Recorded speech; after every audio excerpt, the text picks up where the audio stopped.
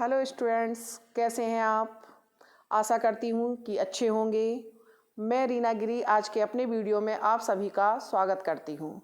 जैसा कि आप जानते हैं कि जीडी के एग्ज़ाम्स चल रहे हैं और आशा करती हूँ और साथ ही साथ ईश्वर से प्रार्थना भी करती हूँ कि आपके एग्ज़ाम बहुत अच्छे जाएं और ईश्वर आपको जल्दी से जल्दी बुलंदियों पर ले जाए और आप नई नई ऊंचाइयां छुएं। और जितना हो सके मैं आपकी हेल्प करने की कोशिश करूँगी अपनी पीडीएफ्स के माध्यम से।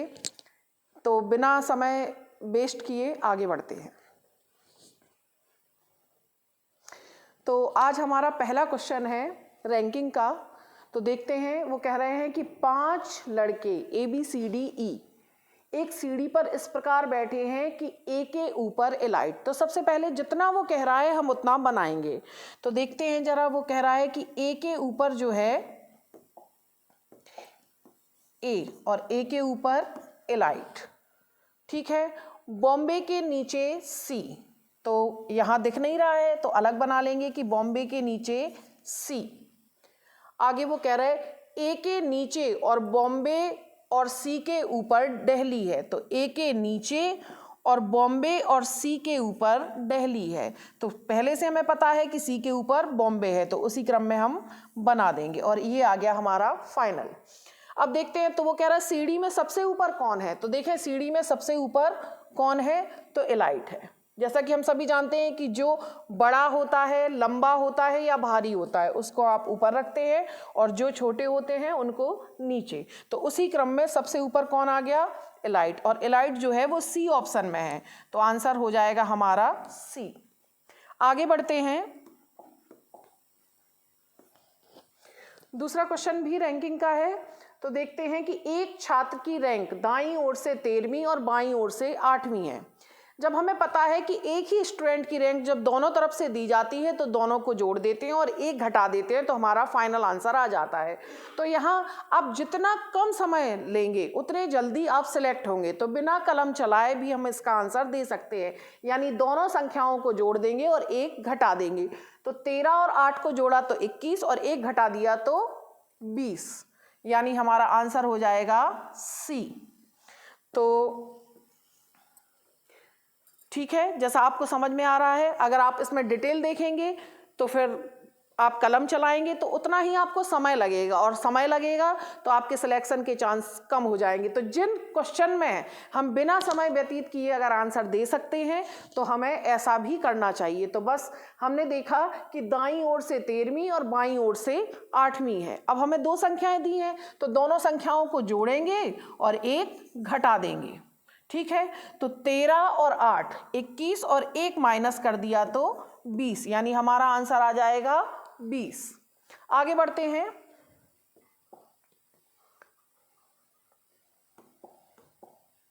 नेक्स्ट क्वेश्चन की तरफ, और ये क्वेश्चन जो है हमारा डायरेक्शन टेस्ट का है।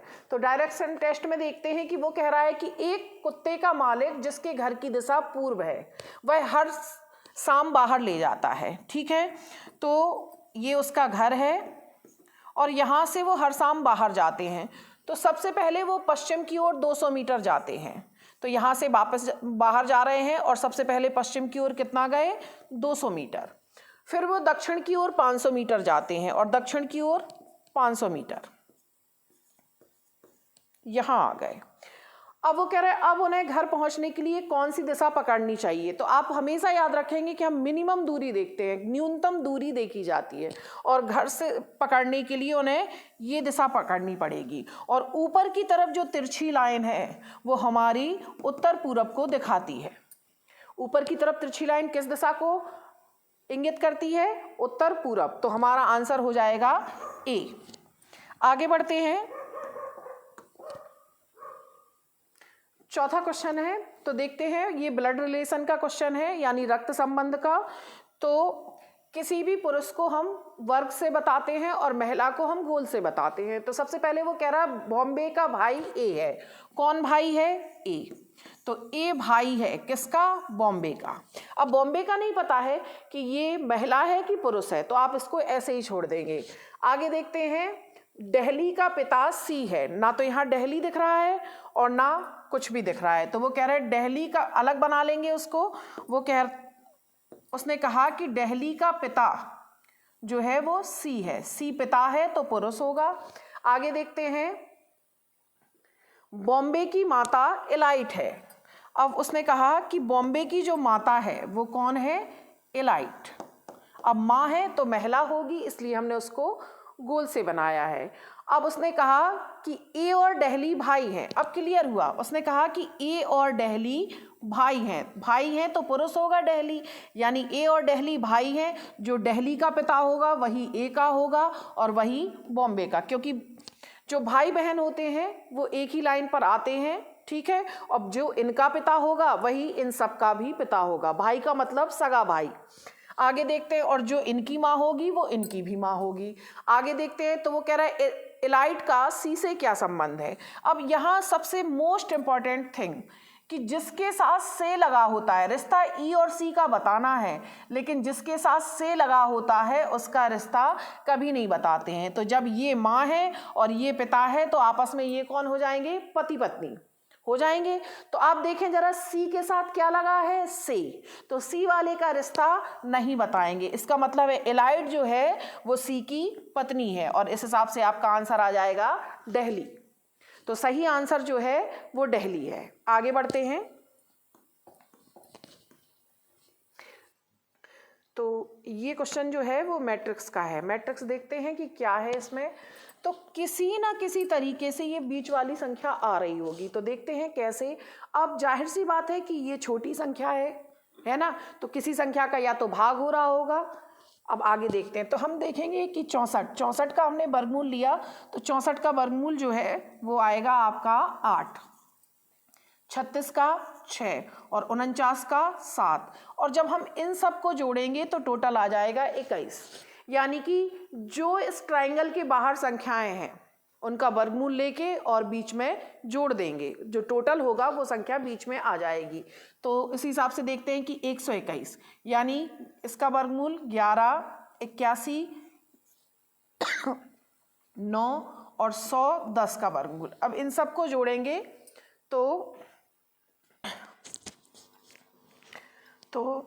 अब इन तीनों का वर्गमूल ले लिया, तो तीनों को हम ऐड करेंगे, यानी कि 30 आ जाएगा, और ये हमारा आंसर होगा। तो देखिए जरा किस ऑप्शन में है, ए ऑप्शन में 30।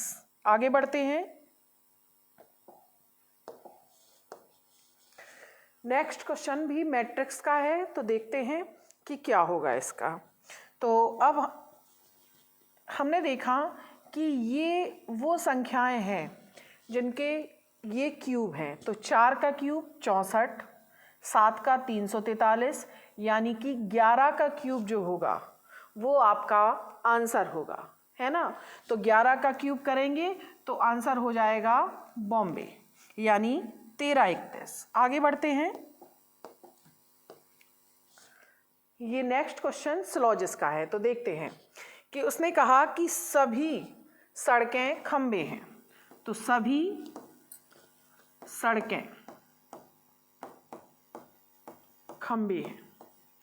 फिर उसने कहा कि कोई भी खंबा घर नहीं है, और अलग कर लेंगे घर, अंदर भी संभावना नहीं बनेगी। क्यों? क्योंकि सड़कें जो हैं वो खंबे के अंदर हैं, इसलिए घर अलग हो जाएंगे। अब निष्कर्ष से मैच कराएंगे, तो वो कह रहा है कि कुछ सड़कें घर हैं, तो कुछ सड़कें घर कहाँ हैं, दिख रही हैं क्या, है क्या? इसका मतलब है कि नहीं है, नहीं है, तो पहला निष्कर्ष कैसा हो जाएगा, गलत। दूसरा निष्कर्ष देखते हैं, वो कह रहा है कि कुछ घर खंबे हैं, और देखिए घर भी खंबे नहीं हैं, इसका मतलब है दोनों निष्कर्ष गलत हैं।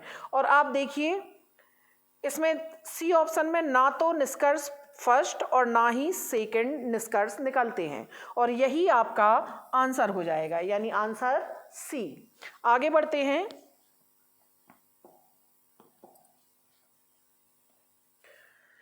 वो भी सिलॉजिस का ही क्वेश्चन है, तो देखते हैं। वो कह रहा कि सभी किताबें पेंसिल हैं, तो सभी किताबें क्या हैं, पेंसिल। तो सभी की कंडीशन वैसे ही, किताबें और ये हमारी पेंसिल, सभी किताबें पेंसिल हैं। और फिर उसने कह दिया कि सभी पेंसिल फूल हैं, तो सभी पेंसिल जो हैं, तो एक बार और सर्कल कर देंगे, तो सभी पेंसिल क्या है, फूल। अब निष्कर्ष से मैच कराते हैं। तो पहला निष्कर्ष, तो वो कह रहा है सभी किताबें फूल हैं। जो अंदर होता है वो बाहर वाला सभी होता है, यानी किताबें अंदर हैं और फूल बाहर, इसका मतलब है सभी होंगे। तो सभी किताबें फूल हैं, इसका मतलब है कि पहला निष्कर्ष सही है। और दूसरा निष्कर्ष पे आते हैं, वो कह रहा है सभी पेंसिल किताबें नहीं हैं। तो जो बाहर होते हैं वो सभी नहीं होते हैं, इसका मतलब है दूसरा निष्कर्ष भी सही है। और जब दोनों निष्कर्ष सही होंगे तो देखते हैं, वो कह रहा है निष्कर्ष 1 और 2 दोनों निकलते हैं, इसका मतलब है हमारा आंसर हो जाएगा ऑप्शन दिल्ली। आगे बढ़ते हैं। नेक्स्ट क्वेश्चन जो है हमारा सिटिंग का है।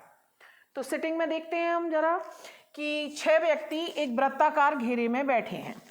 तो वो उसने कहा कि 6 व्यक्ति एक वृत्ताकार घेरे में बैठे हैं। तो सबसे पहले हम जगह बना लेंगे कि 6 वृत्ताकार घेरे में बैठे हैं। इसलिए कि मुझे लगा कि वृत्ताकार घेरे में बैठे हैं, जबकि ये पंक्ति में है। तो पंक्ति में है तो आप इसको पंक्ति में बनाएंगे। तो 5 लड़कियां एक पंक्ति में बैठी हैं और राधा ना तो आशा और ना ही श्यामा के बगल में है। तो इस लाइन से हम नहीं बना सकते क्योंकि हमें पता ही नहीं है कि कौन कहाँ बैठा है। आगे वो कह रहे हैं कि अश्वनी श्यामा के बगल में नहीं है। इससे भी पता चला क्या, कोई व्यक्ति सर्टेन तो होना चाहिए कि हम उसको सही जगह बिठा सकें। राधा मीना के बगल में है, थोड़ा सा समझ में आया कि मीना के बगल में है और मीना पंक्ति के ठीक बीच में है। अब हम मीना की जगह बना सकते हैं क्योंकि 5 हैं और मीना जो है वो ठीक बीच में है, मीना पंक्ति के ठीक बीच में है। अब उसने कहा कि राधा जो है वो मीना के बगल में है, तो या तो राधा यहाँ होगी और या फिर राधा यहाँ होगी। तो देखते हैं कि अब वो कह रहा है कि राधा ना तो आशा के और ना ही श्यामा के बगल में है। अब राधा अगर यहाँ होगी तो यहाँ आशा और श्यामा होंगी, क्योंकि राधा आशा और श्यामा के बगल में नहीं है। इसका मतलब है कि राधा के पास तो ये दोनों होंगी नहीं, और अगर राधा यहाँ होगी तो ये दोनों यहाँ होंगी। लेकिन आगे देखते हैं कि उसने क्या कहा। उसने कहा कि अश्वनी श्यामा के बगल में नहीं है, और अश्वनी श्यामा के बगल में नहीं है, इसका मतलब है कि अश्वनी फिर कहाँ होगा, राधा के बगल में। और बस आंसर आ गया। तो वो कह रहे हैं तो बताइए अश्वनी के बगल में कौन है। तो फिर अश्वनी के बगल में कौन है, राधा है। और इतना बनाने की जरूरत ही नहीं थी क्योंकि राधा इन दोनों के बगल में है ही नहीं, तो दोनों दूसरी साइड जाएंगी और अश्वनी बचा तो अश्वनी वहां बैठेगा। और फटाक से जो लोग जानते हैं उनका आंसर तुरंत आ जाता है, क्योंकि रीजनिंग के लिए हमें कूल माइंड रहना पड़ता है। जब आप बहुत टेंशन में होते हो तो रीजनिंग के लॉजिक नहीं लगते हैं, और इसलिए हमें अच्छे दिमाग के साथ आप इन क्वेश्चन को सॉल्व करें तो फटाफट लॉजिक लगते हुए चले जाते हैं। रीजनिंग वैसे भी एक बहुत ही आसान सब्जेक्ट है, रीजनिंग से आसान कुछ भी नहीं है। मेरा तो अपना ये मानना है कि इससे सिंपल कुछ नहीं, और बहुत जल्दी आप इनके आंसर दे देते हो। तो क्वेश्चन तो चाहे आप मैथ का सॉल्व करें और चाहे रीजनिंग का, मार्क्स तो बराबर ही आते हैं। तो आगे बढ़ते हैं।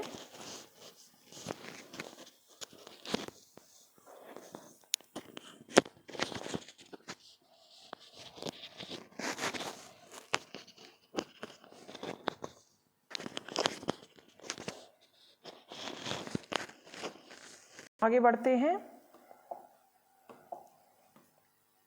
अगला क्वेश्चन, ये अल्फ़ाबेट वर्णमाला का क्वेश्चन है, अल्फ़ाबेट सीरीज का क्वेश्चन है। तो इसमें भी देखिए हम जल्दी से इसका आंसर देते हैं बिना कलम चलाए। तो वो कह रहा है अंग्रेजी वर्णमाला के क्रम में बाएं से 14वें अक्षर के ठीक दाएं। और हमने आपको बताया है कि जब दिशाएं अलग अलग दी जाएं, दिशाएं अलग अलग कैसे, कि बाएं और दाएं, दिशाएं कैसी हैं, अलग अलग हैं। कैसे, बाएं से 14वें और दाएं से 10वें। तो दिशाएं अलग अलग हों तो दोनों को जोड़ दो, यानी 14 और 10 मिला के 24। और जो दिशा पहले दी जाए, जो भी दिशा पहले दी जाए वहां से काउंट कर लेते हैं। और हमें ये पता है कि वर्णमाला में 24वें नंबर पर आपका x होता है, क्योंकि x का जो कोड है वो 24 होता है। जब हम बाएं से गिनेंगे तो 24वें नंबर पर कौन आएगा, x, और वही हमारा आंसर है। बिना कलम चलाए ये आंसर आ जाते हैं। बाएं दाएं जोड़ना है, दोनों संख्याओं को जोड़ेंगे और जो दिशा पहले दी जाए वहां से गिन लेंगे। तो हमें कोड तो याद है ही, और आप देखेंगे कि 24वें नंबर पर कौन होता है, x, और जो होगा वही हमारा आंसर होगा, यानी ऑप्शन सी x। आगे बढ़ते हैं। नेक्स्ट क्वेश्चन भी वर्णमाला का क्वेश्चन है। तो सेम उसी तरीके से आप देखें, अंग्रेजी वर्णमाला के बाएं से 11वें अक्षर के दाएं 15वां, और हमने देखा कि दोनों फिर से अपोजिट डायरेक्शन है, बाएं और दाएं, तो क्या होगा, जुड़ जाएंगे। तो हमने देखा 11 और 15 दोनों को हम जोड़ेंगे तो 11 और 15 यानी 26, और जब जो दिशा पहले दी जाती है तो हम बाएं से 26 गिनेंगे, तो 26वें नंबर पर हमारा क्या होता है, Z, और वही हमारा आंसर होगा। तो आप समझ रहे हैं कि बिना कलम चलाए चुटकियों में कैसे आंसर दिए जाते हैं, क्विक आंसर आ रहे हैं, और मुश्किल से एक क्वेश्चन के लिए जब आपको प्रैक्टिस हो जाएगी तो 2 या 3 सेकंड ही लगेंगे। आगे बढ़ते हैं। नेक्स्ट क्वेश्चन देखते हैं।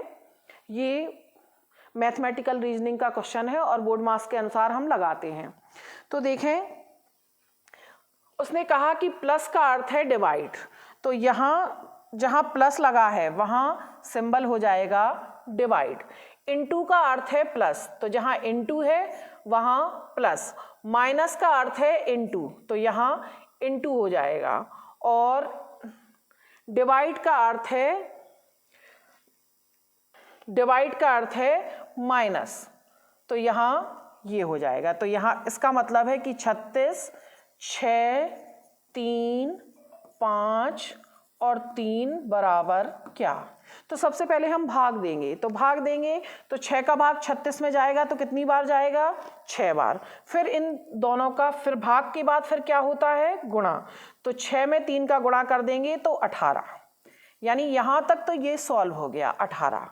फिर उसके बाद आप देखेंगे कि हम इसको जोड़ेंगे, तो 18 और 5 हमने जोड़े तो हो गए 23, और 23 में से लास्ट में घटाएंगे तो 3 घटा देंगे तो आंसर आ जाएगा आपका 20, यानी आपका आंसर होगा बॉम्बे। तो सबसे पहले इसकी एक ट्रिक भी है जिससे बोर्ड मार्क्स की, भाग जा घर, यानी सबसे पहले हम भाग करते हैं, उसके बाद फिर गुणा, फिर जोड़ते हैं और फिर घटाना, यानी घटाते हैं। तो इसी क्रम में आपको सॉल्व करना है। अगला क्वेश्चन आप सॉल्व करेंगे, देखते हैं। अब नेक्स्ट क्वेश्चन है सेम, तो इसको बना के भी दे रहे हैं लेकिन आंसर आपको बताना है। तो देखते हैं, तो यहां पर 350, ठीक है। अब देखें, यदि परसेंट का अर्थ है इनटू और का अर्थ है डिवाइड, तो 350 का की जगह क्या आएगा, डिवाइड, फिर 5। फिर उसने कहा कि प्लस का अर्थ, तो प्लस का अर्थ क्या है, माइनस, तो फिर -15। और उसके बाद उसने कहा कि परसेंट, तो परसेंट का अर्थ क्या है, इनटू 4, और फिर डिवाइड, तो डिवाइड का अर्थ है प्लस, तो +15। एक बार और चेक कर लेते हैं। तो सबसे पहले देखें का, तो का यहां देखिए का अर्थ है 350, का अर्थ है डिवाइड, तो यहां जहां का है वहां हम क्या करेंगे, डिवाइड। तो आप इस तरह से सॉल्व कर लेंगे और आंसर देंगे, और इसका आंसर आप हमें कमेंट में देंगे कि इसका क्या आंसर है। आगे बढ़ते हैं।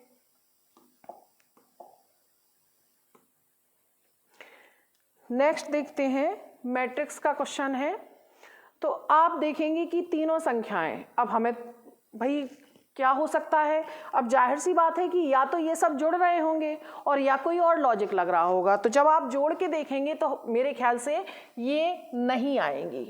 तो इसका मतलब है कि सडन आप देखेंगे तो एक लॉजिक लगेगा कि 5 आमने सामने की संख्याओं का गुणा हो रहा है, तो 5 का 3 में गुणा यानी 15 और 7 दूनी 14, और जब इन दोनों को जोड़ेंगे तो बीच वाली संख्या आ जाएगी। बस उसी तरह इसमें भी करना है कि 5 का 3 में गुणा तो 15 और 6 का 4 में गुणा तो 24 और दोनों को जोड़ेंगे तो आपका आंसर आ जाएगा। और इसी प्रकार 7 का 3 में गुणा तो 21 और 6 का 5 में गुणा तो 30 और दोनों को 30 और 21 जब जोड़ेंगे तो आंसर आ जाएगा 51, है ना। तो आगे बढ़ते हैं, नेक्स्ट क्वेश्चन देखते हैं। ये डाइस का क्वेश्चन है। अब डाइस का क्वेश्चन है तो सबसे पहले डाइस की पहचान होती है कि डाइस जो है आपका जनरल डाइस है कि स्टैंडर्ड डाइस है। अब अगर साधारण डाइस है तो कॉमा लेके खुलता है और अगर स्टैंडर्ड डाइस है तो फिर आप उसका तरीका अलग होता है। जब मैं आपको चैप्टर पढ़ाऊंगी तो बताऊंगी। तो अभी हम देखते हैं कि ये साधारण डाइस है यानी जनरल डाइस है। तो जनरल डाइस में जो तरीका होता है कि हमने देखा कि अगर 2 अंक कॉमन है तो दोनों कॉमन एक दूसरे से खत्म हो जाते हैं और तीसरा अंक एक दूसरे के विपरीत होता है। अब पता कैसे चलेगा कि ये साधारण डाइस है? तो जब भी आसपास की 2 फलकों का योग 7 होता है तो इसका मतलब है कि ये पासा जो है वो साधारण है यानी जनरल डाइस है।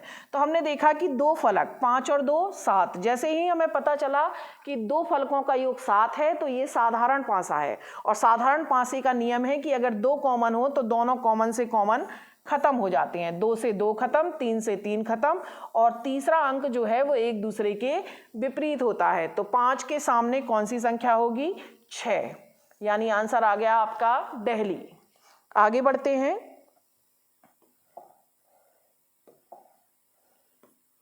नेक्स्ट भी डाइस का ही क्वेश्चन है। तो देखें जरा, जब एक अंक कॉमन आता है तो किस तरह से, वहां तो 2 अंक कॉमन थे तो आपने फटाक से आंसर दे दिया। जब एक अंक कॉमन आता है तो डाइस को खोलना पड़ता है। तो सबसे पहले हम डाइस चेक करेंगे कि डाइस कौन सा है। तो डाइस हमें पता चला 4 और 3 7 यानी साधारण है। साधारण है तो इसमें एक कॉमन लेंगे। तो कॉमन देखिए क्या आ रहा है, कॉमन क्या आ रहा है? 4। जो कॉमन आएगा उसको सबसे आगे रख देंगे। अब देखिए कि क्लॉकवाइज इन अंकों को पहले डाइस के अंक ऊपर की लाइन में और दूसरे डाइस के अंक नीचे की लाइन में।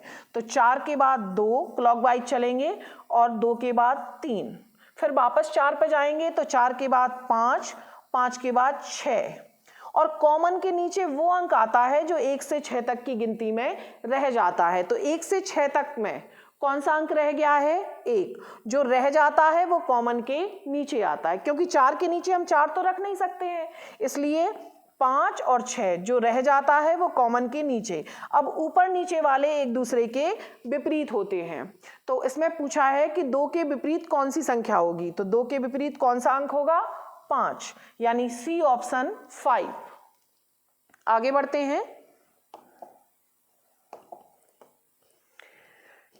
देखते हैं। ये क्रिटिकल रीजनिंग का क्वेश्चन है और थोड़ा आपको इसमें माइंड लगाना पड़ेगा। तो तर्क है, जैसे कि कथन दिया होता है और तर्क, तो तर्क भी लॉजिकली होना चाहिए। जैसे कोई आपसे घर वाले आपसे पूछे कि कहाँ जा रहे हो, तो ये नहीं कि हम ऐसे ही जा रहे। आपको कहना चाहिए कि थोड़ा मार्केट जाना है, कुछ काम है, या अपने दोस्तों के साथ जा रहे हैं, तब तो घर वाले। अब आप अगर बताओगे नहीं, तर्क सही, आंसर सही नहीं दोगे तो वो तो गलत होगा। उसी प्रकार से इसके आंसर भी दिए जाते हैं। तो कथन कह रहा है, स्टेटमेंट कि क्या भारत में बिलासप्रिय, बिलासप्रिय का मतलब होता है लग्जरी, होटलों पर प्रतिबंध लगा देना चाहिए। ये आपका कथन हो गया।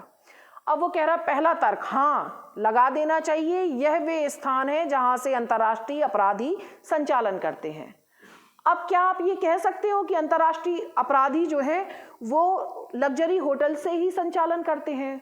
अगर उन्हें कुछ उल्टा सीधा करना होगा तो वो होटल में क्यों जाएंगे जहां बहुत सारे सीसीटीवी कैमराज होते हैं? वो तो कहीं भी ऐसी जगह जहां किसी का ध्यान ना जाए वहां से वो संचालन कर सकते हैं। इसका मतलब है कि पहला जो लॉजिक है, जो तर्क है, वो सही नहीं लगा, है ना, क्योंकि ये बात नहीं हो सकती कि वो कह रहा है कि हाँ, और अगर आप लग्जरी होटल्स पर प्रतिबंध लगा दोगे तो जो हमारे विदेशी गेस्ट आते हैं वो कहाँ रुकेंगे? इसका मतलब है कि पहला तर्क जो है वो गलत हो गया। दूसरा, उसने कहा नहीं। नहीं का मतलब है इस कथन को नकार रहा है कि बिलासपुरी यानी लग्जरी होटल्स पर प्रतिबंध नहीं लगाना चाहिए, समृद्ध विदेशी पर्यटकों के ठहरने के लिए कोई जगह नहीं रहेगी। बताइए क्या रहेगी, कहाँ ठहरेंगे वो जो समृद्ध विदेशी पर्यटक हैं। इसका मतलब है कि दूसरा जो तर्क है वो बिल्कुल सही कह रहा है, यानी दूसरा तर्क सही होगा और पहला गलत है और दूसरा सही है। तो आप इसमें देखिए बी ऑप्शन में दिख रहा है सिर्फ सेकंड तर्क जो है वो प्रबल है, यानी हमारा आंसर हो जाएगा बॉम्बे, है ना। तो आगे बढ़ते हैं।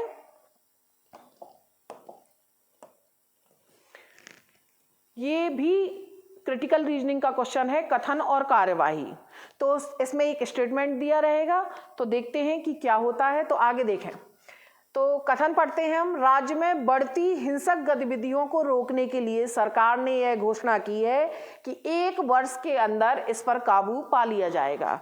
यानी राज्य में जो हिंसक गतिविधियां हो रही थी तो सरकार ने घोषणा की है कि इन पर काबू पा लिया जाएगा। अब कार्यवाही, तो वो कह रहे हैं कि ऐसे स्थान जहां अत्यधिक हिंसक घटनाएं हो रही हैं वहां अतिरिक्त सैन्य बल भेजे जाने चाहिए। बिल्कुल सही है कि जहां हद से ज़्यादा इस तरह की घटनाएं, हिंसक घटनाएं हो रही हैं वहाँ सैन्य बल की ज़रूरत तो पड़ेगी। जैसे अभी आपको पता है कि जम्मू कश्मीर जब कुछ समय पहले बहुत ही ज़्यादा इस तरह की गतिविधियां वहाँ होती थीं और अभी भी हो रही हैं, तो वहाँ जो और जगह की अपेक्षा वहाँ अतिरिक्त सैन्य बल तैनात किया जाता है। तो पहला जो है, पहली कार्यवाही सही है। दूसरा, हिंसा से जुड़े लोगों को पकड़ने के लिए एक विशेष अभियान चलाना चाहिए। बिल्कुल सही है, इसमें गलत कुछ भी नहीं है कि जो लोग हिंसा से जुड़े हैं उनके लिए एक विशेष अभियान चलाया जाना चाहिए और ऐसा हो सकता है। यानी कि दोनों ही कार्यवाही सही है और जब दोनों कार्यवाही सही होती हैं तो और निष्कर्ष ना दिए, या तो निष्कर्ष दिए होंगे तो आप उनके अकॉर्डिंग लगाएंगे, अगर नहीं दिए होते हैं तो दोनों सही, तो आंसर आपका ई यानी इलाइट होता है। आगे बढ़ते हैं। नेक्स्ट क्वेश्चन वैसा ही है, कथन कार्यवाही का। तो वो कह रहे हैं कथन में राष्ट्रीय महिला आयोग की रिपोर्ट के अनुसार स्त्रियों पर दिन प्रतिदिन अपराधों में वृद्धि हो रही है। इस वर्ष पिछले वर्ष की तुलना में 21% की वृद्धि हुई। यानी महिलाओं पर दिन प्रतिदिन अपराधों में वृद्धि होती जा रही है। तो उसके लिए देखते हैं कौन सी कार्यवाही सही होगी। इतना तो हम और आप सही जानते हैं, सभी जानते हैं कि जो सही होता है वो हम भले ही कह ना पाए लेकिन समझते हैं कि सही सही होता है। तो इसमें भी आप समझ ही जाएंगे। आगे देखते हैं कार्यवाही। सरकार को इस तरह के अपराधों से निपटने के लिए अलग प्रकोष्ठ बनाना चाहिए। अब देखिए, इस तरह के अपराध हो रहे हैं और बढ़ती ही जा रही हैं घटनाएं, तो फिर सरकार को इस तरह के अपराधों से निपटने के लिए एक विशेष प्रकोष्ठ बनाना चाहिए। और जब भी चीज़ों में सुधार होगा तो वो कार्यवाही कभी भी गलत नहीं हो सकती है। इसका मतलब है कि पहली जो है वो कैसी है, सही। दूसरा, वो कह रहे हैं महिलाओं को बाहरी काम धंधे में हिस्सा नहीं लेना चाहिए। आज महिलाएं कहाँ पहुँच गई और आप कह रहे हो कि हिंसा की वजह से हम घर बैठ जाएं। ये हमारी और आपकी, सभी समाज की और सरकार सभी का उत्तरदायित्व बनता है कि हम महिलाओं को आगे बढ़ने के लिए प्रेरित करें। आप अभी देखिए कंपटीशन में लड़कों से कम है क्या लड़कियां? वो भी लड़कों से कंधा मिलाकर आगे बढ़ रही हैं। तो इसका मतलब ये है कि ये तो सही हो ही नहीं सकता है। क्यों? कि महिलाओं को बाहरी काम धंधे में हिस्सा ही नहीं लेना चाहिए। ये तो गलत हुआ ना। इसके लिए सरकार को कुछ ना कुछ जरूर करना चाहिए। यानी दूसरी कार्यवाही गलत है। और जब ऑप्शन ना दिए हो तो पहला निष्कर्ष, पहली कार्यवाही सही है, तो आंसर होता है ए। इसी के साथ स्टूडेंट्स मैं अपना ये वीडियो यहीं पर समाप्त करती हूँ। आशा करती हूँ कि आप लोग अच्छी तरह से पढ़ रहे होंगे और कंपटीशन की तैयारी कर रहे होंगे। अगर आपको मेरा ये वीडियो अच्छा लगे तो प्लीज़ लाइक करें, सब्सक्राइब करें और बेल आइकॉन बटन दबाना ना भूलें। नमस्कार।